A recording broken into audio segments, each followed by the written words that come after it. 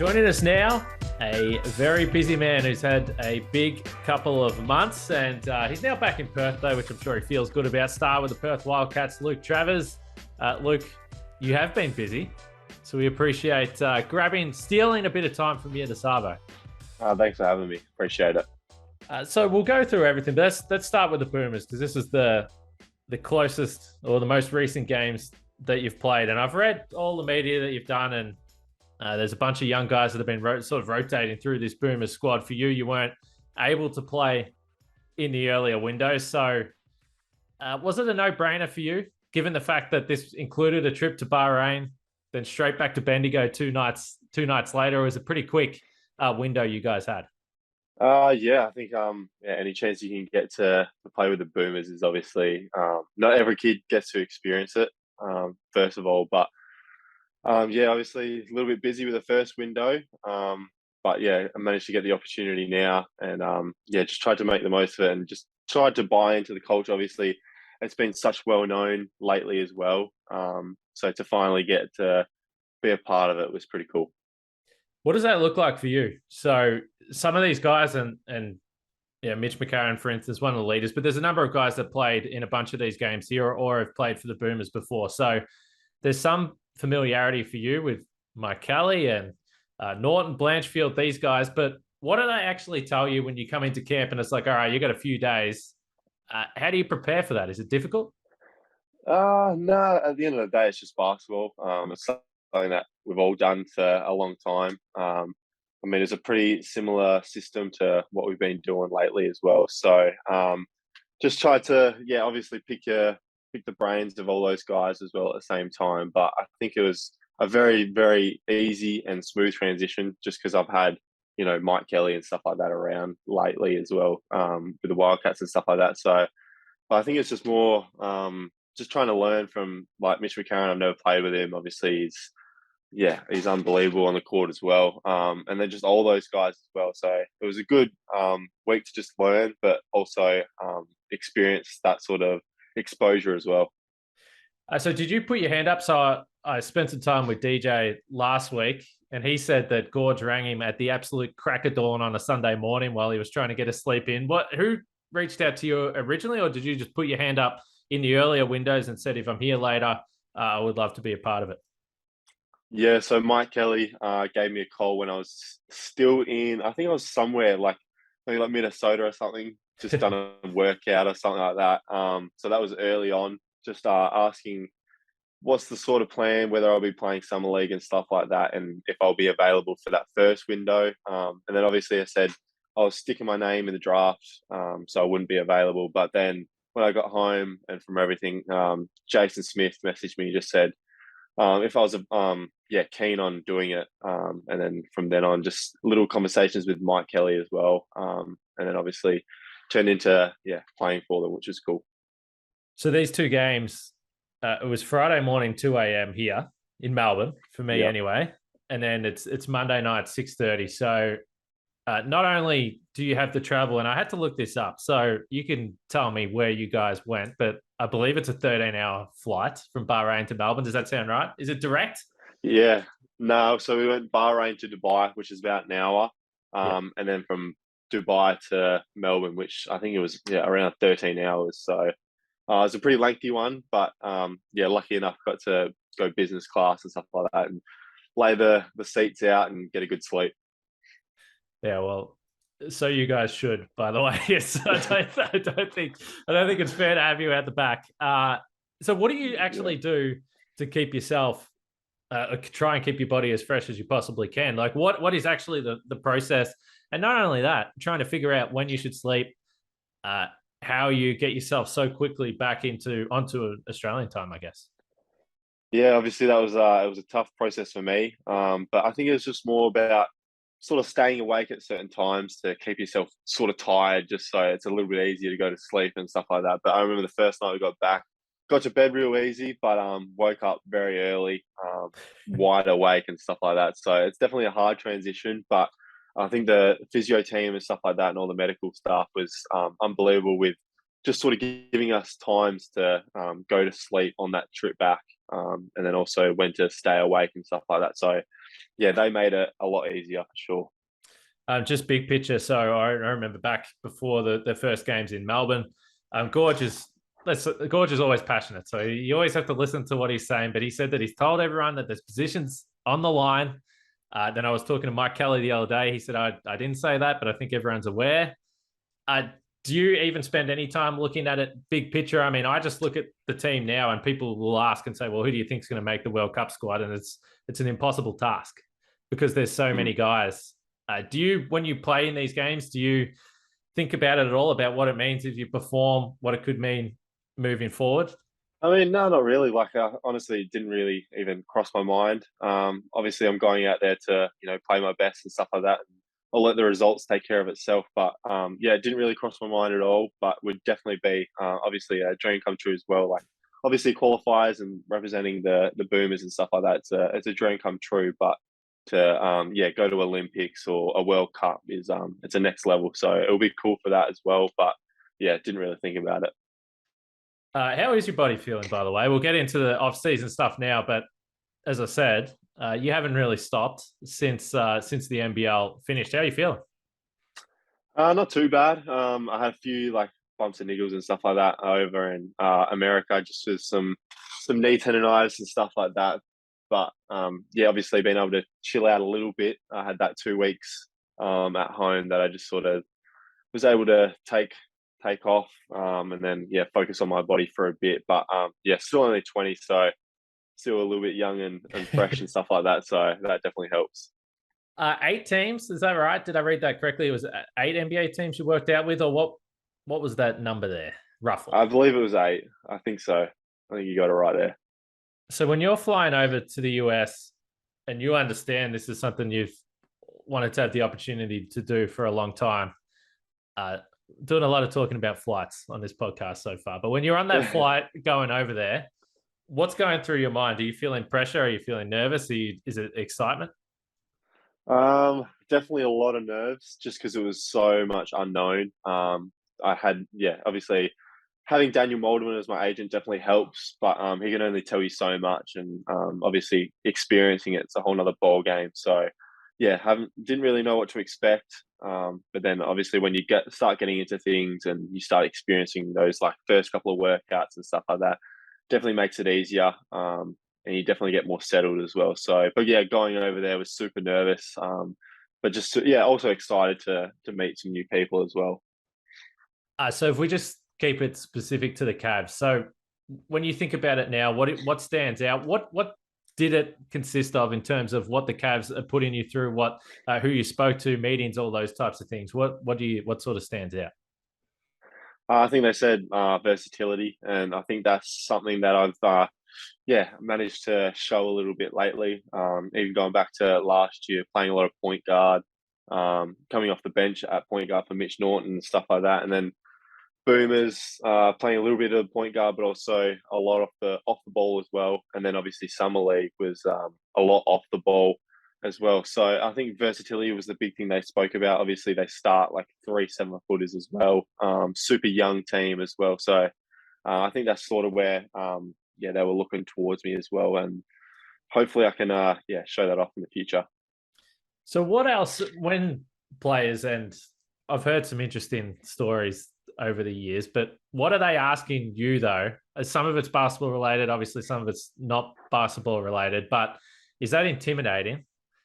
And who are you, like, what's the situation? Like, who are you sitting down with in terms of having those conversations with Cleveland pre-draft? A lot of it was just sort of the assistant coaches and stuff like that. Obviously, JP Bickerstaff was in the building and stuff like that and watching, which was, a little bit daunting as well. But those conversations with the assistants were just sort of a future plan and stuff like that, giving me some feedback on things to work on and stuff like that. And then, obviously, they draft you for a reason. So if you do all those right things, hopefully get into some sort of rotation or some sort of contract in the future. Did you walk away with any sense of any positivity from any of the workouts? Yeah, for sure. I think yeah, like I said, they're looking for versatility. Still only 20, so I think there's a long time to, yeah, obviously work on things and stuff like that and get better at those certain things that they want me to work on. So it was all positive. The whole coaching staff's super nice and stuff like that. So I'm definitely looking forward to it all, sure. So I listened to everything you said post draft. Once it all did happen, how do you look back on the day now? Is it a little bit clearer in terms of how you woke up? Did you sleep at all the night before? Were you nervous? Were you just watching every single pick? How did it all play out? Yeah, I can't say enough about that day. It was obviously a pretty cool experience. But I think, yeah, I woke up to a massive video and stuff like that that the Wildcats have put together of all those ex Wildcats players and family and friends and all that stuff saying good luck. So that was a super cool experience. And then obviously that day was, yeah, obviously a little bit nerve wracking and stuff like that. But yeah, can't say enough about that day. It was, yeah, whole dream come true and stuff like that. So it's pretty cool. Now this is interesting because I think of someone like Hugo Basson, and I'm sitting at home and I'm watching on the couch, and the camera pans to him quite a few times through the night, and then I'm just watching at home thinking, "Geez, I Yeah. really hope he gets picked because this is such a huge day for you guys, and not often, yeah, really late in the second round, the guys are in the building." So, was there ever any thought to go there?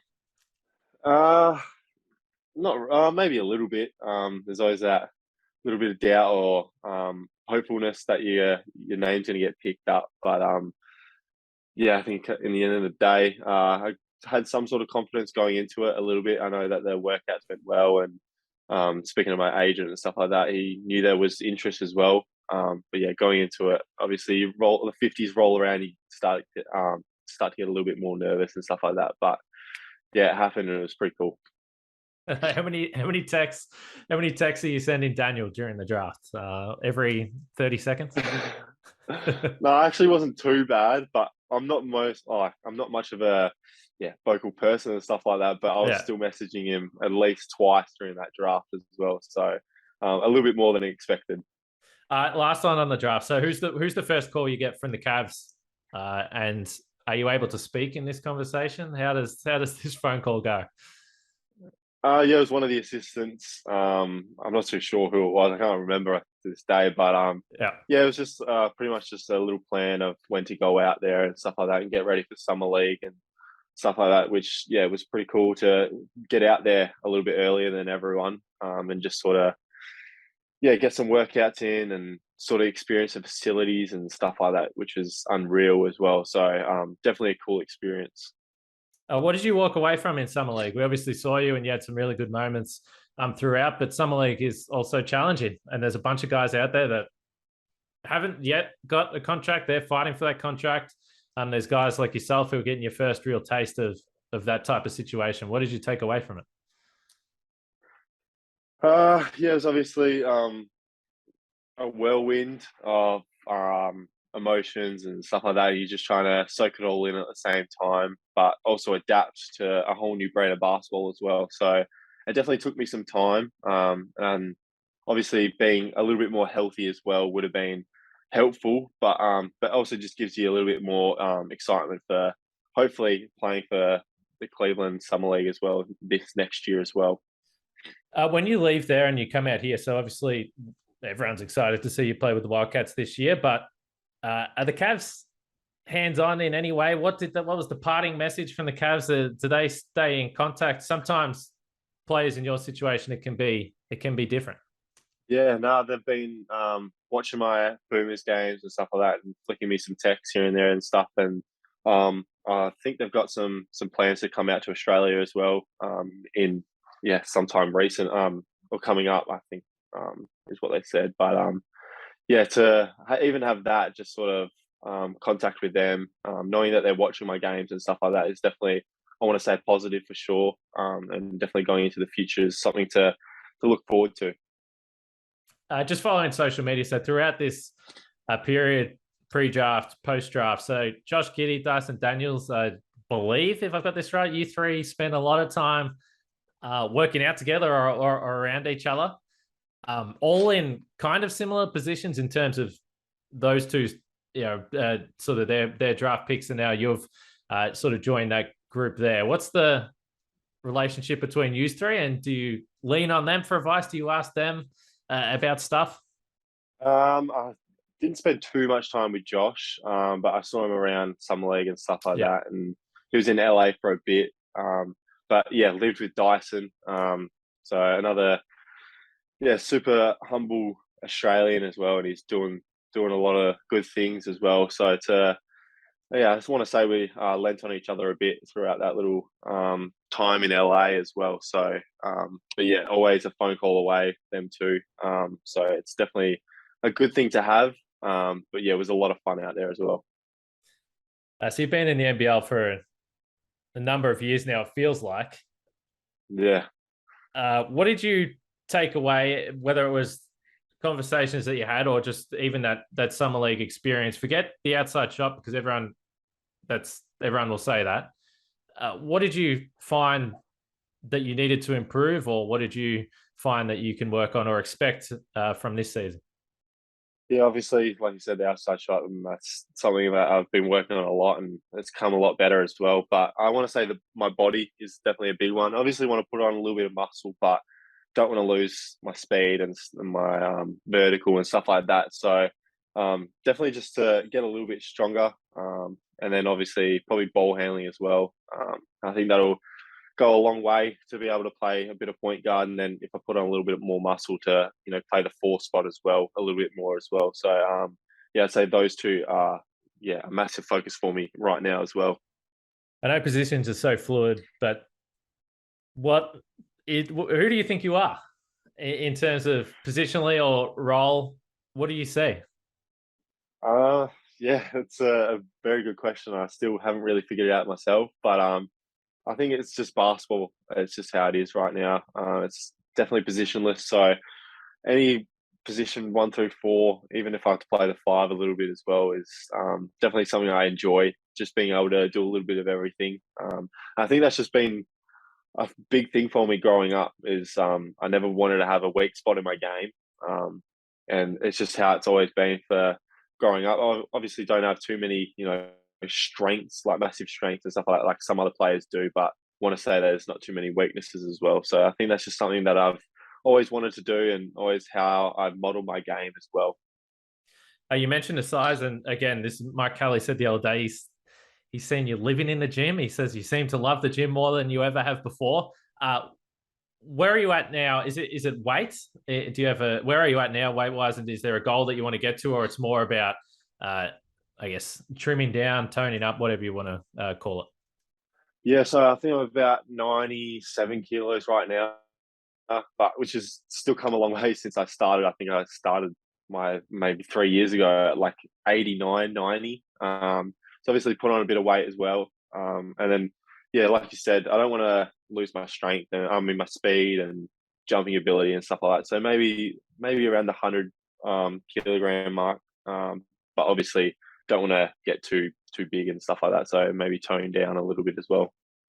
What about your role this year with the Wildcats? So I think we've seen over the years that whether you're necessarily a starter or not, maybe doesn't mean all that much in the big picture, particularly if you're playing in the fourth quarter like you have.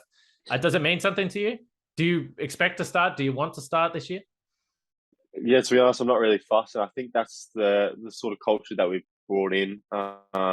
It's just you're not really phased about that. It's whether you're on the court at the fourth quarter and stuff like that. And that's always been a thing for me as well. But no matter what my role is, I'm just going to come on and bring the energy and stuff like that, and do the little things as well. But whether it's me or Toddy or whoever else, I think everyone's on the same sort of page that we're just going to do all the little things and outwork the opponent as well. You're one of the rare players in the Wildcats that has played 3 seasons, had 3 different coaches. What's John really like? What's the early contact there? Because certainly from afar, it looks like he's wasted little time getting to work. Yeah, like I can't say enough about all 3 of the coaches. Obviously helped me a lot along the way. But JR seems very good. I want to say that from the start. So, and the way that he wants to play is definitely going to suit my game as well as everyone else's as well. But yeah, super versatile, switching and stuff like that, and playing out in transition, which is, I think, where I'm at my best as well. So, yeah, I want to say my game's going to suit the way he wants to play as well. And I'm definitely looking forward to this year for sure. 6 blocks the other night in Bendigo was pretty, and by the way, 6 blocks in 16 minutes, I think it was. So I don't know what that works out to be per 36. You're probably breaking some sort of world record. When you're blocking shots, so is it all instinctual for you? Is there something that you're looking at? Obviously, there's clearly some technique there, but it happens so quickly, and it seems it's something that you've been always so good at. Yeah, I think it just comes down to you got to sort of want it. You got to play hard and stuff like that, obviously. But yeah, obviously there's a little bit of technique and stuff like that, and timing. I want to say it's the big thing as well. But I think for me, it's being able to stay in front of like little guards as well, and then obviously they try and shoot over you or shoot quickly and stuff like that. But able to use that sort of technique and jumping ability and stuff like that to get my hand on a few as well. But then also just coming over on help side and stuff like that, and it's definitely something that I enjoy doing as well. So I think that's the big thing. You got to enjoy to do those sort of things. And I think when you get a block or a steal and you're off in transition is where you get your energy, and it becomes a lot of fun as well.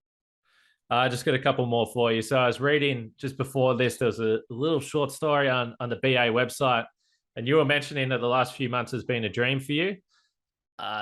Another little snippet from Mike Kelly. He said maybe at times he thought that you did feel pressure last year with everything that was around you, all the attention that was on you. So where are you at now? Because the spotlight is still going to be on you. There's expectations, all these types of things. Yeah. So where are you at in between feeling pressure to perform, and your own expectations are probably higher than anyone's, or just living the dream in your own words? Yeah, I think now that it's all it's happened, but obviously there's still a lot of work to do and stuff like that to get to the NBA. But I was so focused on just playing well without actually doing it, if that makes sense. Just sort of going out there and just wanting to play well rather than putting the work in and stuff like that. And so focused on that to get drafted and stuff like that. But this year, obviously, it's happened and stuff like that. And I've experienced the Boomers, been to Summer League and stuff like that. And now it's just sort of a bit of a relief as well, that's all over as well. And then just to go out there and just enjoy it, I think is the big thing I sort of missed out on last year. So this year's, it's going to be a fun year, I think, for sure. And JR's super, just lets you go out and play and stuff like that. So I'm definitely looking forward to that side of things as well. And my teammates as well this year is the same sort of thing. Just go out there and do your thing, and the results will take care of itself. So it's going to be a fun year. How does the playing tournament sit with you? Do you excited for that? I mean, it's shaping up again on paper. It looks like almost every team will probably enter the season feeling like they're a chance. Yeah, I think that just brings a whole other side of competitiveness and stuff like that. Obviously, you want to make that top 2 or top 4, whatever it is. But yeah, it gives those outside teams a chance, and it definitely makes it a lot more fun. Just those first couple of playing games to solidify a spot as well. So it definitely makes it a lot more funner. And I'm looking forward to how it all pans out and stuff like that. So it'll be cool. It's going to be fun to watch you play this year, and the Blitz is only a couple of weeks away, and then we'll get started. So we're looking forward to that. Congratulations for everything. It's been fun watching from afar last year and where you are now. It's exciting to see where you're at. Thank you. Appreciate having me.